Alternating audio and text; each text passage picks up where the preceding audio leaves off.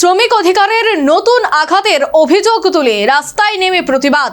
শ্রম কোড বাতিলের দাবিতে গর্জে উঠল শ্রমজীবী সমাজ। আগরতলার রাজপথে সিটুর বিক্ষোভে উত্তাল। দেশজুড়ে পালিত দাবি দিবসের অংশ হিসেবে মঙ্গলবার রাজ্যীয় প্রতিবাদ কর্মসূচি সংগঠিত করল বাম শ্রমিক সংগঠন সিআইটিইউ।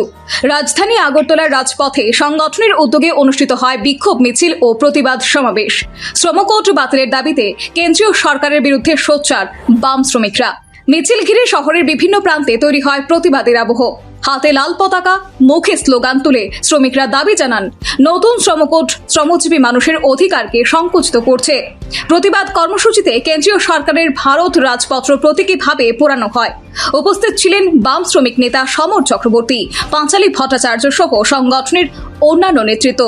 আন্দোলনকারীদের অভিযোগ, দীর্ঘদিনের শ্রমিক আন্দোলন ও সংগ্রামের মাধ্যমে অর্জিত অধিকার বর্তমান শ্রমকোডের ফলে বিপন্ন হয়ে পড়েছে। আজকে 12 তারিখ, এই তারিখে গোটা দেশ জুড়েই দানবীয় শ্রমিকদের অধিকার হরণকারী যে শ্রমকোড, এই শ্রমকোড অবিলম্বে বাতিল করতে হবে।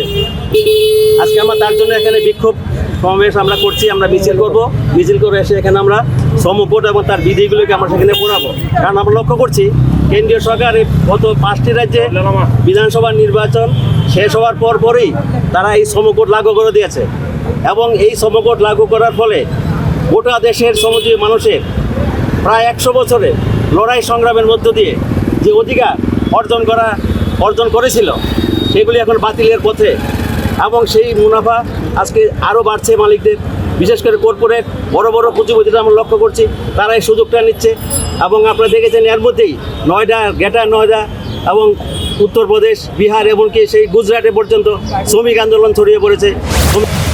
শ্রমিক নেতা সমর চক্রবর্তী বলেন, শ্রমকোডের কার্যকারিতার ফলে শ্রমিকদের নিরাপত্তা, কাজের পরিবেশ, মজুরি ও সামাজিক সুরক্ষার উপর বড় আঘাত নেমে পড়েছে। তাঁর দাবি, কর্পোরেট স্বার্থ রক্ষার জন্যই এই শ্রম আইন আনা হয়েছে।